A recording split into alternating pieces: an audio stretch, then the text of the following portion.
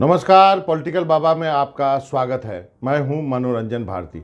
आज बात करेंगे आम आदमी पार्टी की, वो भी उस दिन जिस दिन की गुजरात और हिमाचल प्रदेश के चुनाव के नतीजे आए हैं। गुजरात के नतीजे तो साफ है, बीजेपी ने 150 से अधिक सीटें जीती है और एक तरह से इतिहास बना दिया है, क्योंकि आज़ादी के बाद से अभी तक किसी भी पार्टी को, एक सिंगल पार्टी को इतनी सीटें नहीं आई थी। इससे पहले कांग्रेस को जो है 149 सीटें मिली थी, 149 सीटें अभी तक, लेकिन बीजेपी जो है 150 का आंकड़ा पार कर गई है और बीजेपी को जो वोट मिले हैं वो 52.5% से अधिक वोट मिले हैं। तो एक तरह से ये ऐसा प्रदर्शन है जिसकी उम्मीद शायद कोई नहीं कर रहा था। लेकिन कहानी क्या है? कहानी है गुजरात में आम आदमी पार्टी। आम आदमी पार्टी जो है पहली बार जो है आप कह सकते हैं कि मजबूती से लड़ी है और पहली बार में ही उसको करीब 13% वोट मिले हैं, 12.9%। और उसने क्या किया है? उसने कांग्रेस को एक तरह से ख़त्म कर दिया है। कांग्रेस को इस हालत में ला दिया है कि कांग्रेस का वहाँ पर लीडर ऑफ द अपोजिशन भी नहीं हो सकता है। भले ही आम आदमी पार्टी को 4 या 5 या 6 सीट मिले, 5 सीट पर अभी वो आगे चल रही है। कांग्रेस के पास जो वो 16-17 के ऊपर है, 17 सीटें हैं कांग्रेस की। लेकिन कांग्रेस जो एक समय में, यदि 2017 की बात करें तो 77 यानी 77 सीटें थी कांग्रेस के पास, वो 17 सीट पे आ गई है। और ये हुआ है इसलिए कि आम आदमी पार्टी ने कांग्रेस के वोट बैंक में सेंध लगाया है और 13% वोट जो है कांग्रेस का उन्होंने खा लिया है। तो अब इसमें कहानी क्या है? कहानी ये है कि आने वाले दिनों में जब अगली बार चुनाव होगा तो अब दूसरे स्थान के लिए कांग्रेस और आम आदमी पार्टी के बीच में संघर्ष होगा कि दूसरे स्थान पे कौन होता है, क्योंकि आम आदमी पार्टी ने ये जतला दिया है कि उनको जो है लोग समझने लगे हैं। एक जर्नलिस्ट से बात हो रही थी हमारी, तो उन्होंने कहा कि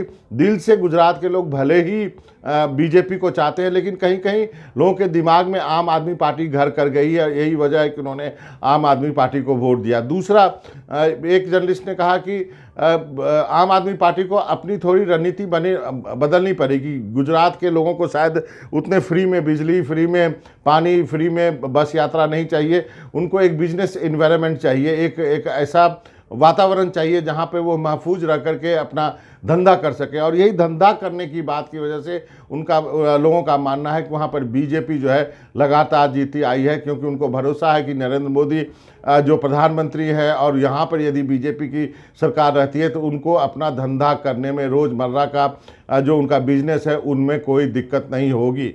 लेकिन आम आदमी पार्टी ने ये जतलाया है कि वो बीजेपी के वोट बैंक में सेंध लगा सकती है। यही चीज़ उन्होंने दिल्ली में किया जब जो एमसीडी का चुनाव हुआ, वहाँ पर आम आदमी पार्टी ने बीजेपी को परास्त दे दी है और वो सबसे बड़ी पार्टी या पहली पार्टी के रूप में उभरी है। मेयर भी उनका बनना चाहिए यदि सब कुछ ठीक ठाक रहता है तो। अब जो बीजेपी के विरुद्ध में आम आदमी पार्टी दूसरी अल्टरनेटिव के रूप में उभर रही है और उसमें वो कांग्रेस को पीछे छोड़ते दिख रही है। आम आदमी पार्टी उन्हीं जगह अच्छा कर रही है जहां पर कि कांग्रेस और बीजेपी दोनों आपस में टकराते हैं। यानी जहां पर जिस स्टेट में कांग्रेस और बीजेपी दो ही पार्टियां हैं, उन दोनों के बीच मुकाबला है, वहां आम आदमी पार्टी घुसती है, कांग्रेस का वोट बैंक खाती है और अपना वोट बैंक तैयार करती है। काशीराम का वो फेमस डायलॉग आपको याद दिला दूं, जब उन्होंने कहा था कि कोई भी नई पार्टी पहला चुनाव लड़ती है हारने के लिए, दूसरा चुनाव लड़ती है दूसरों को हरवाने के लिए और तीसरा चुनाव लड़ती है जीतने के लिए। मुझे लगता है आम आदमी पार्टी भी कुछ इसी तरह आगे बढ़ रही है। इस बार उन्होंने कांग्रेस को हरवा दिया, बुरी तरह हरा दिया। अब जो अगला चुनाव होगा वो उसमें बीजेपी के साथ संघर्ष करती हुई दिखेंगी। तो अब आम आदमी पार्टी जो है गुजरात के चुनाव में 12.91 यानी 13% वोट पा करके नेशनल पार्टी हो गई है। और बड़े गर्व के साथ अरविंद केजरीवाल ने कहा कि अब हम राष्ट्रीय पार्टी हैं, हम इसके लिए सबको धन्यवाद देते हैं। हम अब जिस ढंग की राजनीति कर रहे हैं उसी ढंग की राजनीति करते रहेंगे, यानी फ्री बीज की राजनीति और जो स्कूल और जो मोहल्ला क्लिनिक की राजनीति करते रहेंगे। लेकिन इस सब के बावजूद अब एक प्रश्न चिन्ह अरविंद केजरीवाल के नेतृत्व के सामने ये है कि उनको उन राज्यों में ऐसे लोग ढूंढने पड़ेंगे जो पॉलिटिकली काफ़ी ऐसे हों, जिनका कि थोड़ा रसूख हो। क्योंकि यहाँ पर गुजरात में भी देखने को मिला, जो उनका सीएम का कैंडिडेट था वो खुद चुनाव हार गए। तो ऐसे में इसी तरह का जो है एक्सपेरिमेंट उन्होंने किया था उत्तराखंड में और हिमाचल छोड़ के भाग गए। हिमाचल के जो उनके पार्टी थी वो बिखर गई।